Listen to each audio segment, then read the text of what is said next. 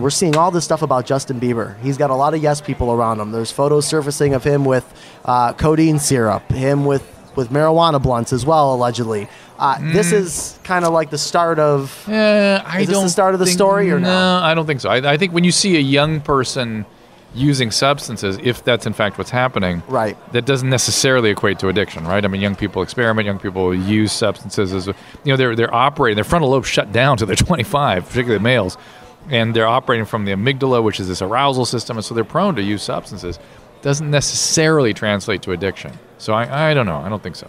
Okay. I mean, the other thing, I mean... plenty of addiction among celebrities, though. I mean, of course. You look for not the use so much as the consequences. So you look at Lindsay with all this stuff happening to her. You look at the Charlie, stuff happening to her. Right. That tells you kind of see some of this stuff with his Ferrari now and that getting pulled over. And the other thing, too, I just think about with him in particular, and I feel like this is a common thread, correct me if I'm wrong, but a lot of these celebrities, they have these yes people around them. Well, they're signing their paychecks. Yes. And then it becomes more difficult because... Here's how it works, is that when... the rest of us will have family and employers that pull us aside and say, hey, get it together, dude. You're going to lose your job. We're going to kick you out of the house. Celebrities don't have that. They have people going, good, well done, whatever, yeah, go. And they're not willing to confront the person for fear that they could lose access to that person.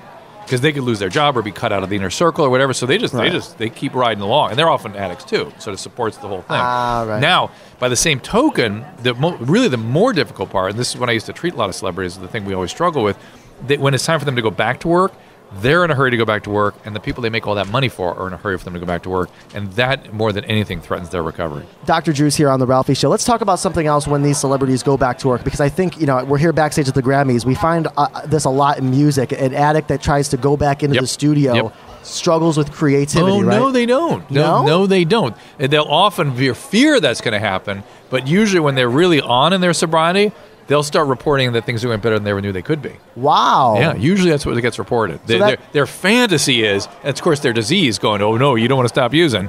But when they stop, they find more. Because they're thinking your brain is working better, of course.